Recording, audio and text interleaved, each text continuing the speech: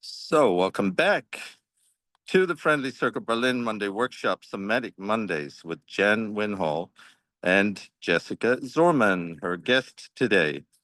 And today, Jan and her guest Jessica are presenting an experiential Somatic Mondays session, exploring the link between neurodivergence, addiction, and the brain's innate drive to regulate attention and arousal. For many with ADHD or trauma-based patterns, addictive behaviors aren't signs of recklessness or a lack of willpower. Your resourceful strategies to soothe, focus, or feel something in a system that's often overwhelmed or understimulated. Through the lens of the Felt Sense Polyvagal Model, we'll explore how these patterns make sense and how new possibilities can emerge when we meet them with curiosity instead of shame. And Jan, thank you so much for arranging this. And Jessica, thank you so much for coming along. We've wanted to do this for a while.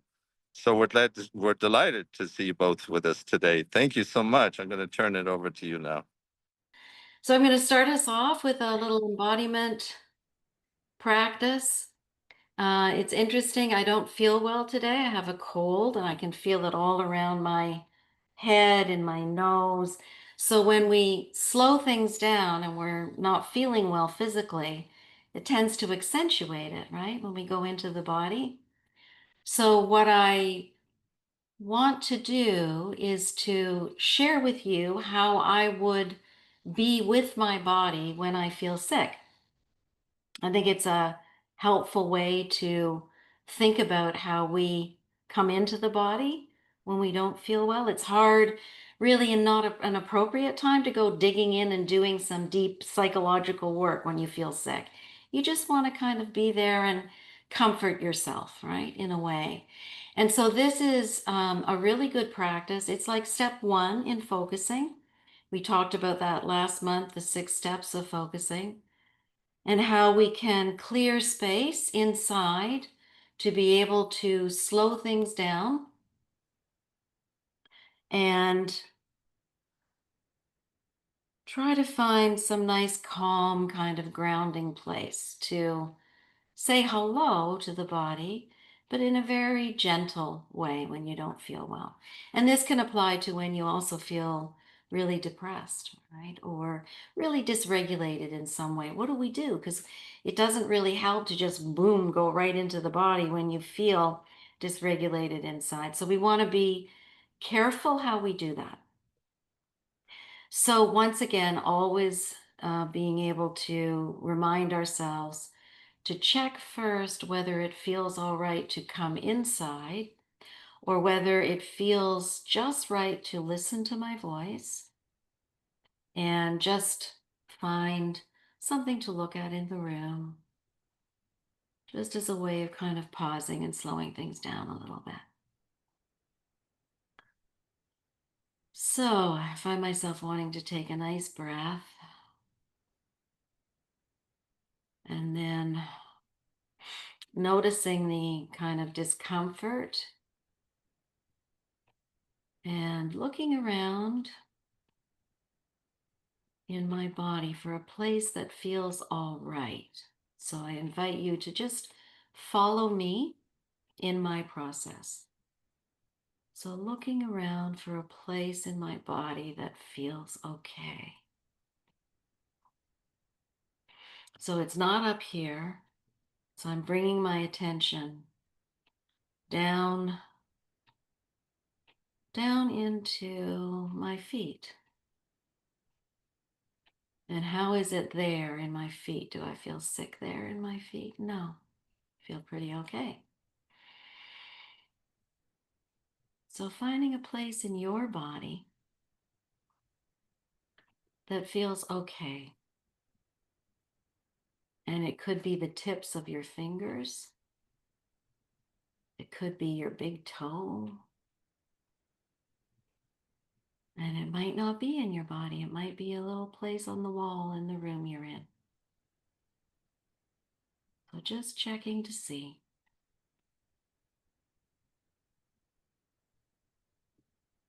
And then what we want to do is to work with attention, right? because healing is so much about what we pay attention to.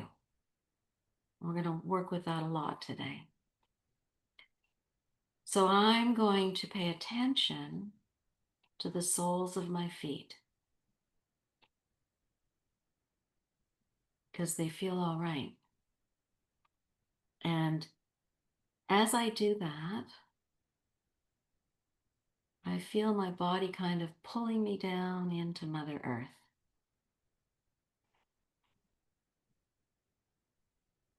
So I'm going to stay there.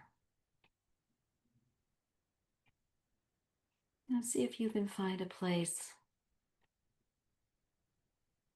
that feels okay. It feels safe enough to just be there. And then noticing what's the next step your body wants to take. Being careful not to fall back into discomfort. We're wanting to look for something that feels soothing.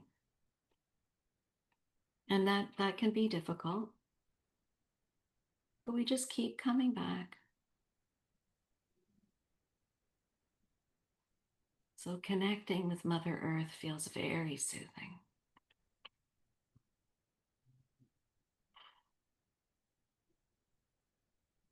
And being with all of you feels soothing too, because this is a place where I feel safe.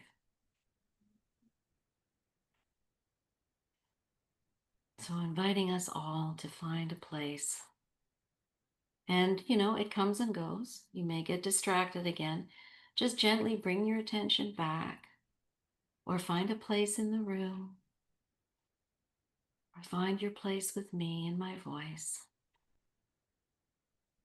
And just really allowing yourself to touch into this place that feels okay.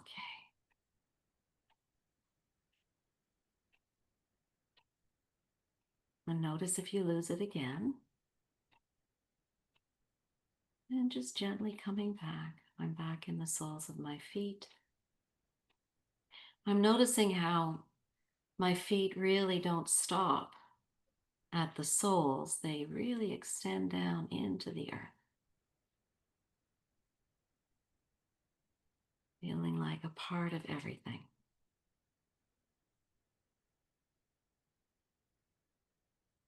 And that we're not alone. We can find a connection to the earth, to the natural world. And we can find a connection with each other.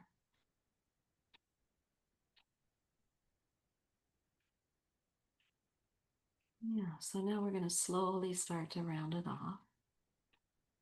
And we're going to bring this beautiful energy back into the room. Noticing the discomfort and then coming back. Having a breath.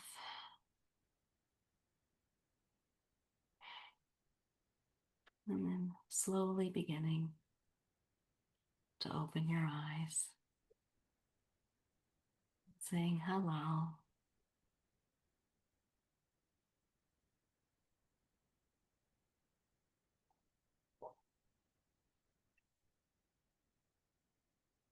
So that's a different process when I don't feel well. It's interesting. But thank you for coming with me. So I wanted to just start us off, and then I'm really glad Jessica's here today to help with my scratchy voice. To just go back to the 7 Fs that we looked at before, because I know some people won't have come to the last Somatic Mondays. We're just going to briefly have a look at the nervous system. And then Jessica's going to help us to really work with how we understand ADD within the nervous system and how it relates to addiction. Okay, so here I go. I'm going to share my screen. And here we have the 7 Fs. And you can see, these are the 3 main branches. So down here we have this beautiful flock place, we call it. This is the place where Hopefully, some of you felt some of that nice ventral energy now in the body, where when we feel safe enough, the ventral branch of that vagus nerve in our autonomic nervous system gets activated and we feel more present, more alive. We can feel into the whole felt sense of an experience. This is a challenging place to be when we're struggling with attention and with addiction. But this is the source of healing. So the more ways we find to be together here in ventral practices, the more we're building these new neural pathways towards healing. Then we have the other main branch, the sympathetic branch of the nervous system. This is in the mobilization place in the body, down the spine. This is where we go to fight or flight when we're scared or we're angry. And then over here, we have Steve Porges' contribution to the nervous system with the dorsal branch of the vagus nerve, the place where we shut down and numb and dissociate. This is the place that brings relief when we're stuck in that addictive cycle. And then we have blended states, right? Some people call them hybrid states or intertwined states. This is where we live probably most of the time in our bodies because our bodies move around all the time. And we're constantly picking up cues of whether we're safe or not. And so in these blended states, we can have different parts of the nervous system coming together. So down here, we have fun fired up. And this is a blending of feeling safe in the ventral branch, which is above the diaphragm and then up through the heart, the throat, into the face. This is where we socially engage with each other. And here in Fun Fired Up, we also have some sympathetic. It's like when you feel excited or passionate about something, there's some adrenaline pumping in there, right? Some energy, some extra energy in there. That's a great place to be. I often feel that way when I'm working, when I'm excited about what I'm presenting. What I noticed today, because I'm sick, is I don't have that. It's hard to find that sympathetic energy in the body when you don't feel well, right? And then over here, this beautiful flowing state. We called it 7Fs just to make it easy for people to understand. We developed the model over decades, really, of working with clients and students. And we've developed it through felt sensing, through coming into the body and feeling into the colors and the shapes that the body takes on in different nervous system states. So over here, we have the blending of ventral, feeling safe enough, and then also dorsal, but dorsal with enough safety that it feels okay to be still in the body, to be immobilized, to be still, but with enough safety. And here we have our beautiful practices, often of focusing and meditation, being held by somebody that you love and feeling safe in that embrace. Prayer is another place where we often feel that sense of flowing. And then up here, we have this fixate freeze place in the nervous system, some people call fawn, where we're shifting back and forth in an addictive cycle between anxious, angry, and shutting down. And in the Felt Sense Polyvagal Model, this is how we understand addictions, that they live in what we call this trauma feedback loop at the top half of the model. So when we're in that addictive state, we're literally shuffling back and forth between feeling anxious or angry and then needing to shut down for relief and numbing. Or we're feeling enormous pain, emotional pain, physical pain. Shutting down helps us to survive in the body.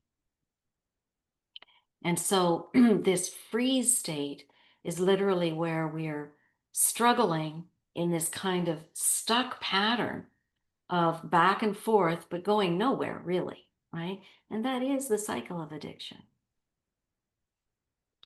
And then we have this added state that Steve Porges just added more recently that he called appeasement, that we call favoring others for survival. And this is an important state. It took him a long time to kind of figure out the nervous system branches that were involved in it. But what I found really fascinating is that people are fascinated with this state. So this is a blending of the trauma feedback loop up here, where we're shifting back and forth between being anxious and overwhelmed or really angry or rageful, and then shutting down into numbing. And you can see how addictions do that, right? You come home anxious, you drink a bottle of wine, you shut down. You're down in this dumpy dorsal place, you go skydiving, and you shift back up into flight fight. So here is this trauma feedback loop where addictions live, and where many people struggling with attention deficit live, because to struggle with how you're regulating your attention is very dysregulating emotionally and physiologically, especially when we're living in a world, in a society that doesn't welcome the ADD brain. So in favoring others for survival, this is a blending of that trauma feedback loop. And it also includes some grounded ventral energy. And the idea here is that so many of us that grow up in marginalized groups, women, people of color, non-binary people, people struggling with neurodiversity issues, in this state, we are marginalized in society. And so we learn, our bodies learn very quickly how to favor others, how to service those that are in positions of power over us. And what Steve Porges said is there's something different about this state as opposed to just folding and collapsing into dissociation. In that dissociated state, there's no real awareness. There's no consciousness around the conscience of what's happening. There's just this overwhelming kind of dissociation that often people don't even remember events that occur. But in favoring others for survival, it's not that dissociated. There is this struggle with regulation, but there's also enough ventral safety going on here that you're able to engage with the person or the people that threaten you on some level enough that you know what to do to give them what they want in order to keep yourself safe.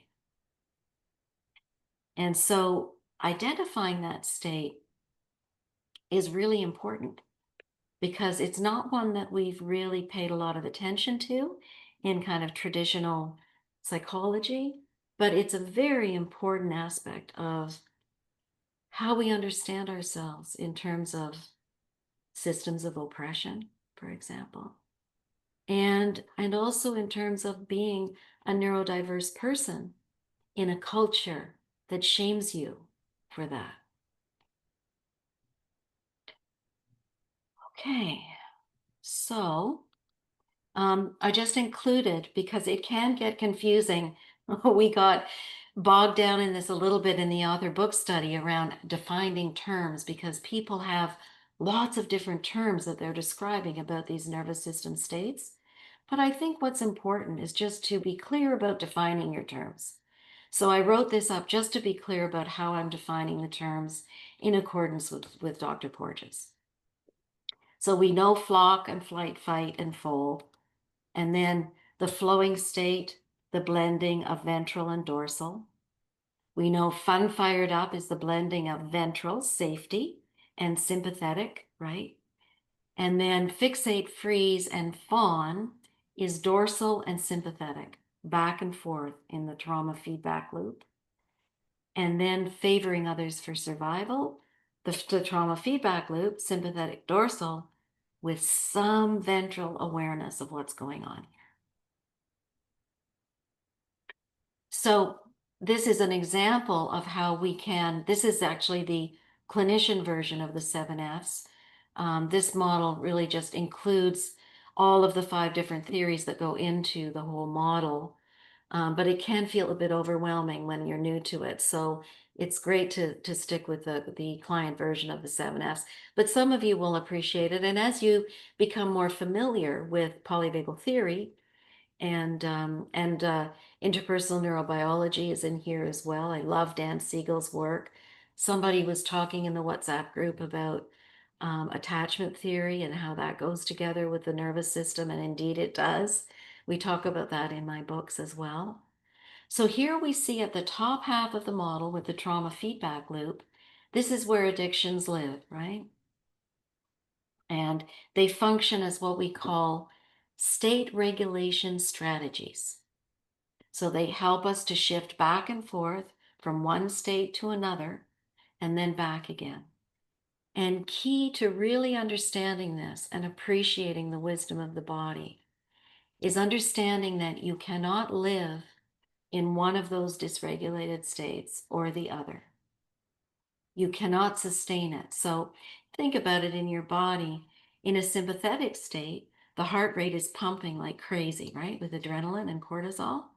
Your heart couldn't keep doing that. It's just too metabolically taxing. So it has to find a way to survive, and it will unconsciously shift into some kind of dorsal state, some kind of behavior or activity that will activate relief from that pumping like crazy if you don't feel safe. If you feel safe enough, it'll go back to ventral. You follow that? If you feel safe, you might hear a loud noise and go boom up into sympathetic. And then if everything's okay, the heart rate lessens and you come back into safety, into a nice regular heartbeat in ventral. But if you don't have safety in your life, or you don't feel you're safe in your life, which happens so much with addiction, you don't feel emotionally and or physically safe, then the body will go to dorsal to shut down and hibernate. And the body in dorsal, the heart rate is lower than normal. And the really cool thing that Steve Porges discovered through working with premature babies who were ill is that if the heart rate lowers too much for too long, the babies died. And so the body doesn't want to stay there either because it's designed to survive. So it will do whatever it takes to shift you back into sympathetic again if you don't feel safe enough to move into a ventral state, because we go through sympathetic to get to ventral. So that's a lot. But what I found with understanding polyvagal theory is that it just takes a bit of time to kind of feel it in your body, and to recognize that body wisdom, that if we slink too low into hibernation, we're going to die. So bodies are designed to do something to bring us back up into a charge. And that's the pathway. That's the neural pathway with ADD. And so I'm going to hand it over to Jessica now. So welcome, everybody. I've been working with Jan for over 10 years now, and with ADHD specifically for about the same amount of time. And I have found her Felt Sense Polyvagal Model to be revolutionary in the way that I work with my clients. Specifically today, we're going to talk about executive functioning, because that's challenged in both ADHD and addiction. And if you're not sure what executive functions mean, think of it like your brain's traffic controlling system. So filtering information coming in, filtering information coming out, and managing everything so that it runs smoothly.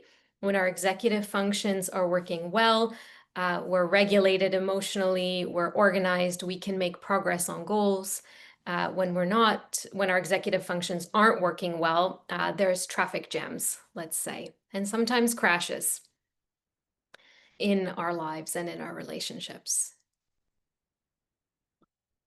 So just a very quick, brief introduction. I'm Jessica. I'm a psychotherapist, an FSPM facilitator.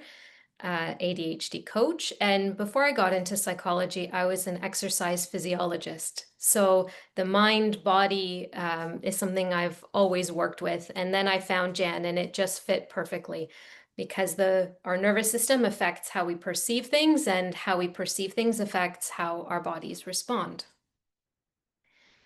So just a quick stats check.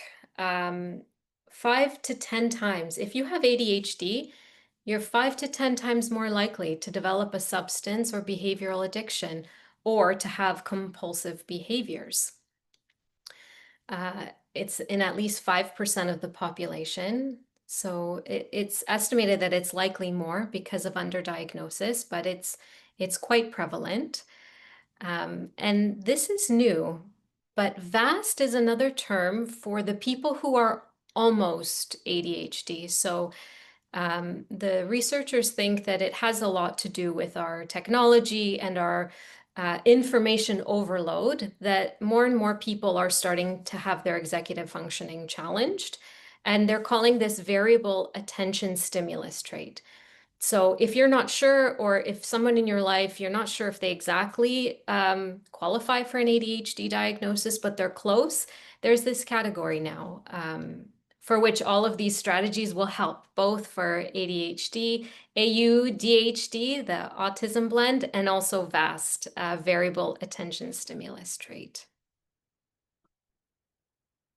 So I really, really wanted to highlight this to start. So we know ADHD is a powerful force of pain and needless suffering in too many lives.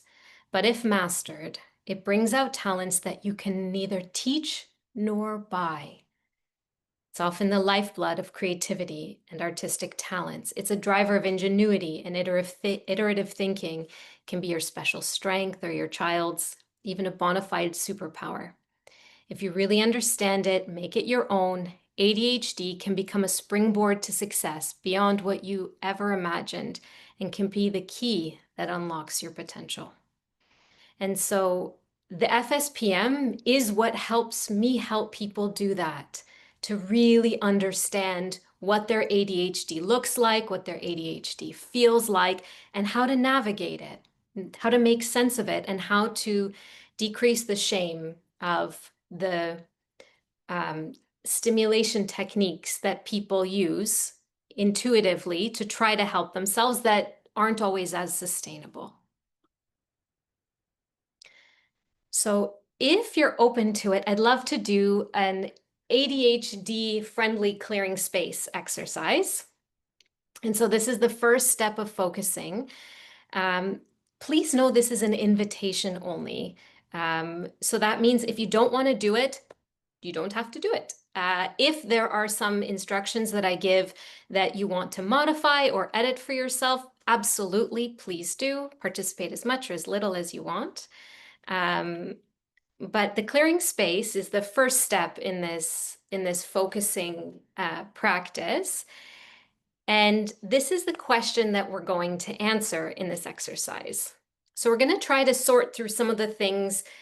We're going to not sort through them, but we're going to sort them so that we can make space for ourselves. And so I have two modifications that we can do this with to support executive functioning and to support working memory, which is challenged in ADHD. Okay, so what I'll invite you to do is notice your body in the chair or wherever you're sitting or standing. Okay. I'll invite you, if it feels right, to notice how gravity feels in your body.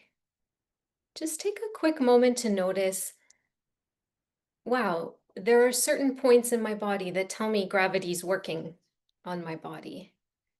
Notice where those are.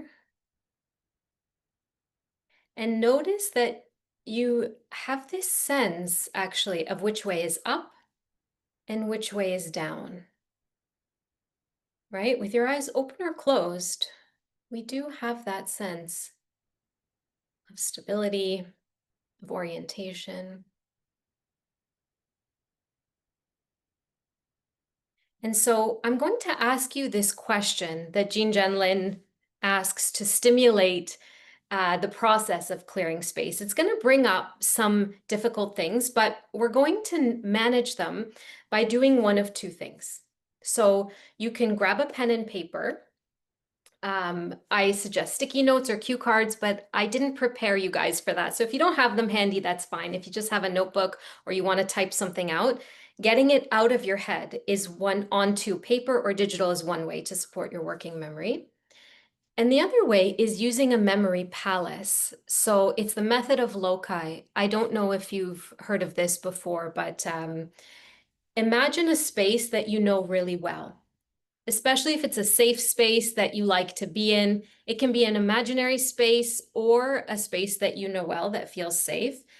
And what we're going to do is with each thing that comes up, you're going to imagine putting each thing into a different spot in this house or on this beach that is your safe space. Okay, so as we kind of come back into the body, remembering you can always come back to the sense of gravity if something feels too much to be with. I'm going to ask you the stimulating question. Is there anything coming between you and feeling fine right now? And we're not going to go into it. We're not going to get into the narrative of it, but just notice if there's something coming in between you and feeling okay right now. And as it comes up, you can either just jot it down, just a quick, brief label of it, or imagine taking it and putting it in a place that you know well, a corner of a place, under something, in a cupboard, in a certain spot. And we usually have a few of these things that are standing in between us and feeling okay. And so once you've cleared one thing, see what else comes up. And I'll invite you to clear that. So name it. Don't go into it. Just put a label on it and either write it down or put it somewhere that you know well for safekeeping. So maybe this one goes into a different room, as close or as far as it needs to be. Maybe it goes into a room in another country. But it's a specific spot that you're keeping it safe. And do that with anything that comes up that's coming in between you and feeling okay right now.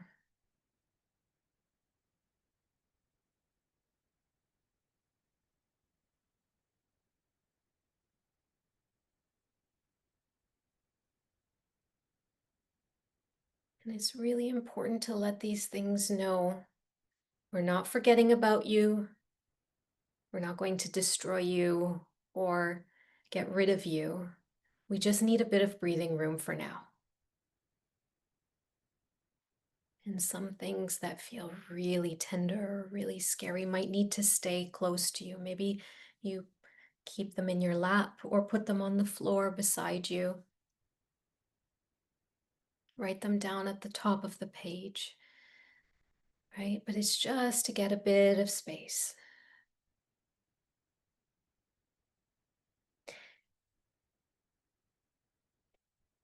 And so I always like to do this check at the end too. So ask into your body if you have access and if it's welcome in there, if your attention is welcome there. Except for these things that I've cleared, I'm feeling okay right now. And see if that feels true. It'll either feel true or something else will come up, and that's okay. We just take that and clear it the same way that we did the other two, in the other two ways.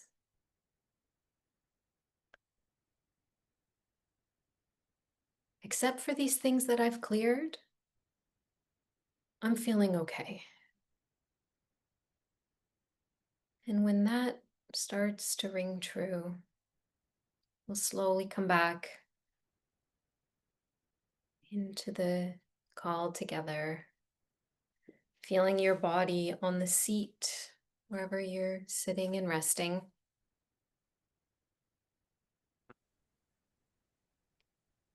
And just notice what that feels like. If you're familiar with Jan's work, this is an example of one body card. There are a number of variations of this body card. And so I'll invite you to take a moment to just notice. You can jot some notes down or notice in your mind, what does a cleared space feel like for you? If you were able to get some cleared space, or clear enough, let's say, can you notice what that felt like for you in your body? And so you can use colors and shapes and drawings to represent what that feels like for you. And then noticing physical sensations. What are the qualities of cleared space? Usually it's an openness, lightness, expansive, or some of the words that come up for physical sensations. Feelings, safety, or I feel safe, I feel held. Thoughts, and maybe some memories come up. And so that's a good way to have a little snapshot of this and to know that you can come back to this when you're feeling dysregulated. The first step.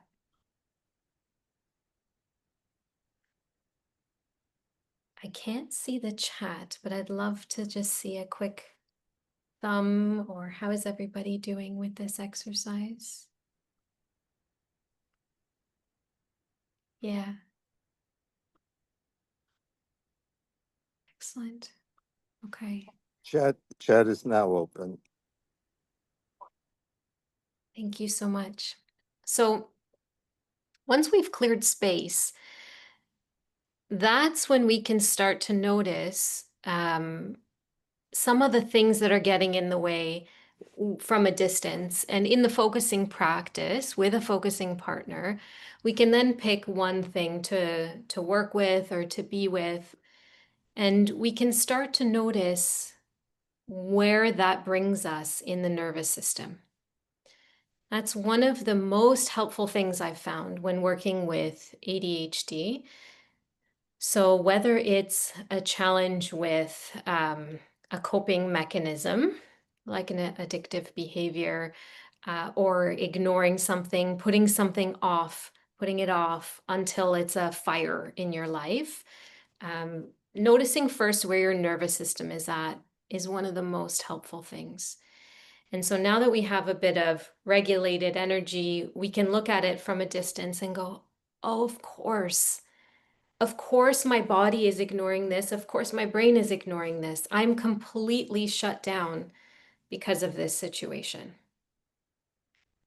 I am immobilized. It feels like too big of a mountain to climb. And so this is the very first step in bringing the shame down and to depathologize what our brains and our bodies naturally do when we're feeling overwhelmed, when we feel like we don't have the capacity to handle what we need to handle. Our bodies will do what they do. This is also really, really helpful in what to do next. So once we identify which nervous system state we're in, and that we go, okay, this is not laziness, this folding, shutdown, collapsed state, it's my nervous system saying, I don't have the capacity, I don't have the resources to handle this right now or on my own. And so that's really important information. In focusing, it's a carrying forward. You get a clue about a next step. And in polyvagal theory, we also have some clues about how the nervous system works. So one of the qualities of the nervous system is that it works in a certain order. There's an order of operations, let's say, to how things work. So if we're feeling safe and we get stressed, we will actually go into fight or flight first. And if we're in this state and our brain consciously or subconsciously decides we don't have the capacity or the resources to deal with something, then it'll conserve energy and we shut down. And so in order to come out of this, it's like a reverse of that, this hierarchy of how things have evolved. And so if we're in these two nervous system states, we can bring a little bit of sympathetic energy. So if you're stuck, you have a to-do list that's 10 pages long and you don't know where to start, you're in this mixed state, right? And it'll be tempting to use something to try to shift this state, right? A substance or a behavioral thing. And sometimes people will say, oh, you should meditate. But according to the nervous system, if we're in one of these dorsal states where we're shut down, we need a tiny bit of sympathetic, safe, sympathetic energy before we go into slow breathing or meditation. And so the sympathetic energy we're looking for is usually something that's playful, there's a little bit of movement in the body, but socially engaged. So using body doubling as a strategy, for example, I'm not sure how many of you familiar with ADHD know about body doubling. It's connecting with another person, whether you're working on the same task or you're just in the same room together. That's bringing on a little bit of stimulation, right? Social engagement stimulation. So you can put on some music, you can tell a joke, right? Before you go into deep breathing or meditation, we need a little bit of safe, sympathetic energy.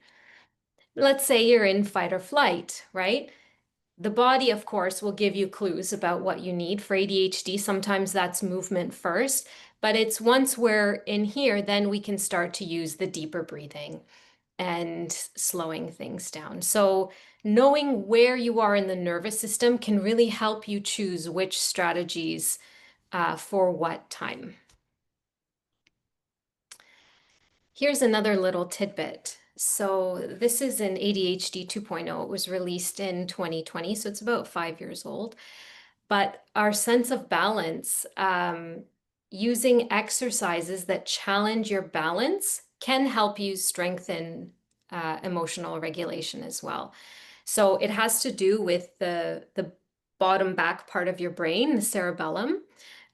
It causes not only to lose our physical balance, but our emotional balance as well. So when you're thinking about bringing on some mobilizing energy, see if you can playfully challenge yourself very gradually, very safely for what feels safe for you to challenge your balance a little bit. And that has been shown to help with ADHD symptoms as well, bringing in those base body exercises.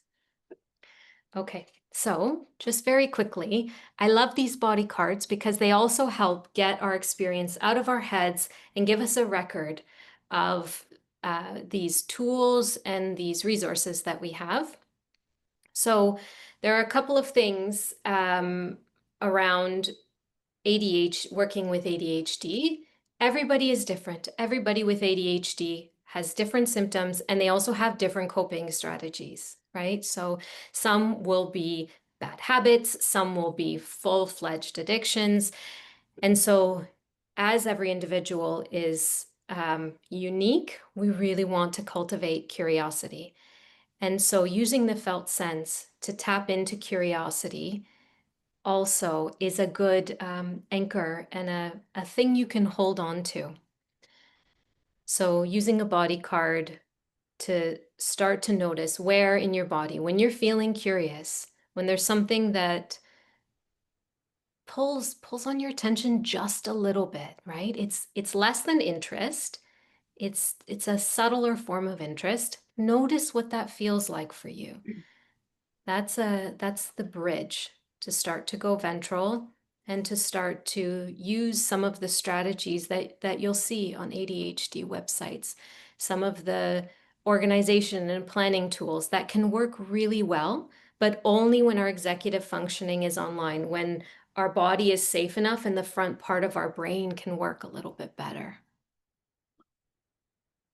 Also, interest. Interest is an incredibly powerful motivator. So if you start to notice what interests you and how that shows up in your body, again, we can start to revisit that over and over again to repeat that action and strengthen that neural pathway.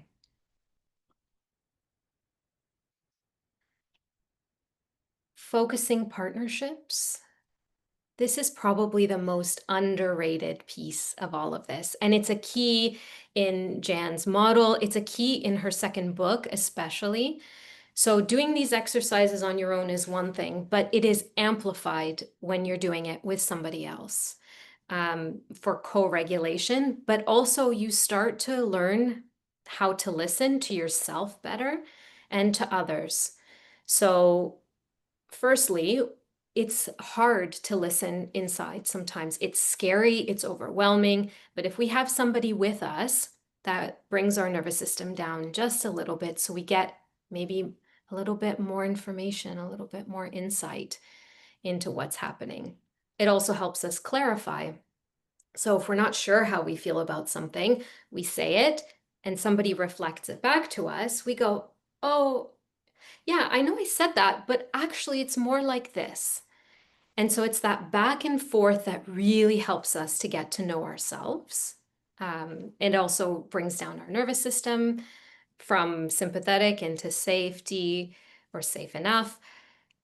And it also, in reverse, right? We do the same thing for the other person. It helps build our social skills. It helps build our listening skills to just like the reflection we did, right? At the beginning, it helps us to practice setting aside our things, our assumptions, and all the helpful things we think we want to give to people. It helps us practice setting those aside and just being together and doing this for someone else. So it is tremendously helpful for both sides of the equation here, and especially relevant for ADHD when we want to interrupt somebody because we're going to forget what we're going to say. This really helps with all of those things as well.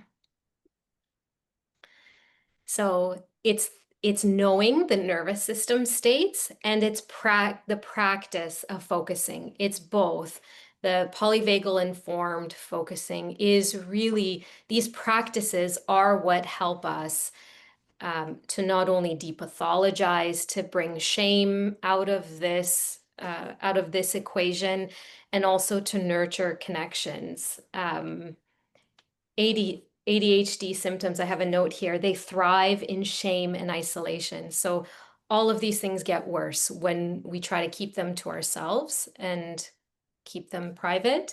But these symptoms actually heal in connection and in supportive relationships. And this is basically like a little formula for how to develop your relationship with yourself and with other people. Okay, and just one more thing I wanted to say. There's this concept in ADHD around finding just the right amount of challenge, right? So if we're overwhelmed, we'll shut down. But if we're stimulated and we have just the right amount of challenge, that's when we'll thrive. That's when we'll learn and we'll improve. And so I think it lives here in fun and fired up. So if you can notice what those situations are when you're challenged just the right amount, you can draw it on your body card. You can refer to this model. That's what we're looking for in this. Okay. So brief summary. What you can do if you're struggling with executive functioning challenges because you have ADHD, because you have VAST, or because addiction has messed with your executive functions. Clearing space, right, to get like a neutral ground, and then get curious about your nervous system states. Track what helps to shift you into ventral. It's usually connection with safe others, something playful, sports, of course, enjoyable movement. Play with balancing exercises. See what that does for you in a safe way, very gradual, very safe. Get to know your felt sense of what's interesting and what makes you feel curious. And the listening, that's magical in my mind, listening to yourself and others. So I like this quote from Brené Brown that's very relevant to ADHD. If you put shame in a petri dish, it needs 3 things to grow into every corner of our lives: secrecy, silence, and judgment. But if you put the same amount of shame in a petri dish and you douse it with empathy, you've created a hostile environment for the shame. The minute you know you're not alone and that your experience is human and you're met with empathy, shame just doesn't survive. And that's what the FSPM has done for me and for my clients. And these practice of polyvagal informed focusing. Thank you so much, everybody. Thank you, Jessica. Great interest with about 300 people showed up and at its peak. So wonderful. We'll have to do this again sometime.